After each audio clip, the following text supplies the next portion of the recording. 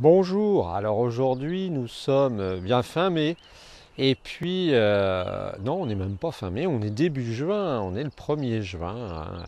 Et aujourd'hui eh bien nous sommes là pour traiter d'un sujet fondamental qui à lui tout seul justifierait l'existence de la chaîne qui est Russie vs America.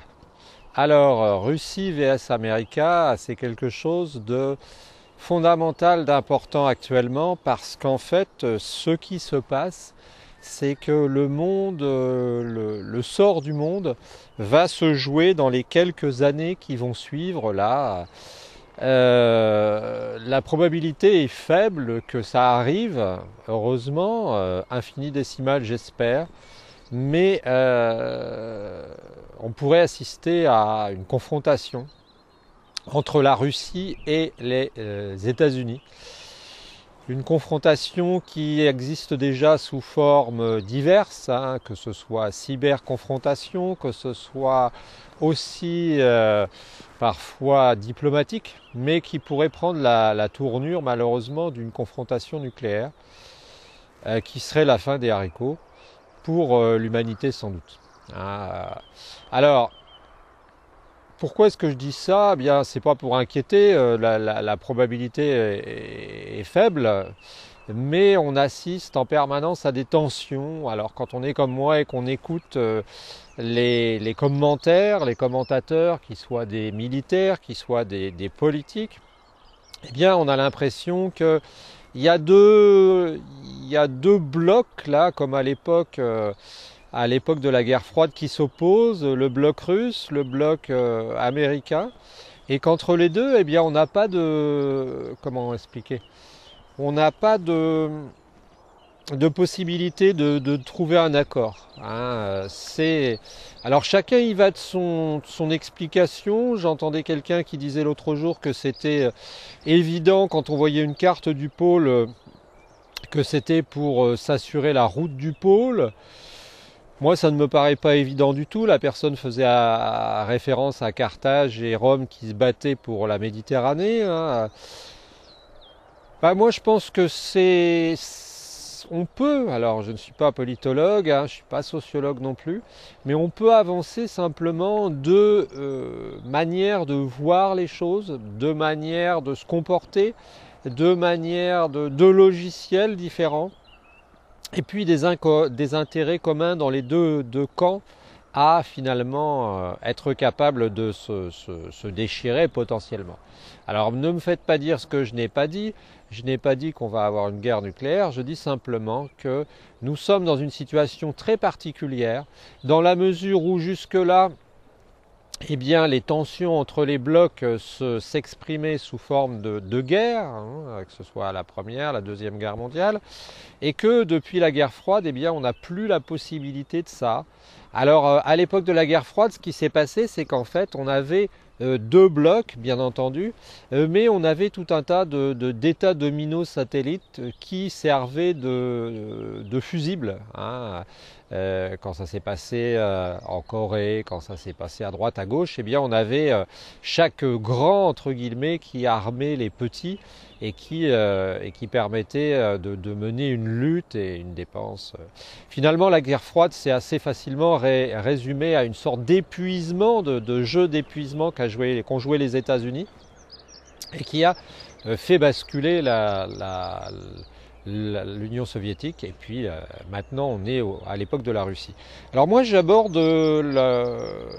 cette, on va dire, ce sujet plutôt de manière sensible, hein, c'est-à-dire que j'ai essayé de lire le maximum que j'ai pu, j'ai essayé de comprendre les arguments de chacun et je me rends compte que d'après moi, eh bien, ce qui se passe, c'est que on a deux manières de voir les choses différentes. Hein. On a un côté américain, c'est-à-dire beaucoup tourné vers l'entreprise, hein, qu'on relie au libéralisme, et puis aussi tourné vers une sorte de mystique de la liberté individuelle, hein, qui vont jusqu'à utiliser chez eux, puisque vous n'avez qu'à voir les problèmes qu'ils ont avec les armes. Hein, pas mal d'Américains sont parfois contre l'État aussi, hein. Et puis de l'autre côté, eh bien, on a les Russes avec leur manière de penser. Et je pense qu'il y a une chose qu'il faut qu'on intègre concernant les Russes, et peu de monde l'intègre, c'est que les Russes n'ont pas un logiciel qui introduit nécessairement la démocratie. Hein, je pense que... alors je ne parle pas du russe de la rue, hein, parce que ce serait intéressant bien entendu de correspondre avec des Russes de la rue, avec des universitaires, avec des gens un peu ouverts, hein, parce que je pense qu'on a pas mal de propagande là-bas, mais il faut reconnaître que le russe de la rue ne doit pas être, je veux dire, globalement, on n'a pas une idée de la démocratie telle que nous l'entendons ici, voire même aux États-Unis. Et pourquoi est-ce que c'est comme ça? Bien, c'est historique, mais c'est aussi sans doute parce que ce sont des peuples qui ont des conditions de vie souvent extrêmes, et là, c'est pas je ne brode pas. Et ces peuples-là, qui vivent dans des conditions extrêmes, eh bien, ne sont pas encore arrivés à un stade où la démocratie leur paraît une solution. Hein, certains disent que la démocratie est un épiphénomène, qu'on la prend comme une panacée chez nous, mais qu'en fait, ça passera aussi. Attention, hein, parce que si c'est un système qui n'est pas parfait, et loin de là, parce qu'on dit souvent qu'il ne contente finalement qu'au maximum la moitié de la population, puisqu'on passe à 50%, eh bien, méfions-nous des systèmes totalitaires qui sont animés par des personnages autoritaires. Je l'entends autour de moi de la part de gens cultivés et très intelligents qui vous disent il nous faudrait mieux une bonne démocratie éclairée. Ben, sachez-le, une bonne démocratie éclairée, en général, ça n'a jamais bien fonctionné. Parce que déjà, il faudrait que les objectifs Qu'est-ce que j'ai dit? Une bonne dictature, pardon. Une bonne dictature éclairée, ça nous suffirait avec un dictateur à poigne, voire pourquoi pas un militaire. Excusez-moi, j'ai bafouillé. Donc, pourquoi est-ce que ça ne correspond pas et ça ne fonctionne pas? Ça ne fonctionne pas en général pour deux raisons. Ça ne fonctionne pas en général parce que eh bien, les gens refusent généralement de se soumettre à une personne. Hein. Il faut trouver la personne. Hein. Je vous rappelle qu'Hitler avait l'impression quand même qu'il était la personne qu'il fallait choisir. Et puis, la deuxième raison, c'est parce que finalement, comme ça s'est passé dans tous les régimes autoritaires, eh bien, au bout d'un moment, on finit par avoir une sorte de pollution du système qui fait que les élites en place eh bien, se servent sur la bête et on arrive à la pire des choses. Hein, vous n'avez qu'à voir tous les systèmes qui ont existé, au bout d'un moment ça devient n'importe quoi. Alors il y a peut-être un endroit qui sera intéressant d'observer, c'est la Corée du Nord. Mais enfin, la Corée du Nord, même si sans doute on a une propagande, on va dire, démocratique qui fait qu'on nous la dépeint comme le pire des régimes, ça ne paraît pas être non plus la panacée.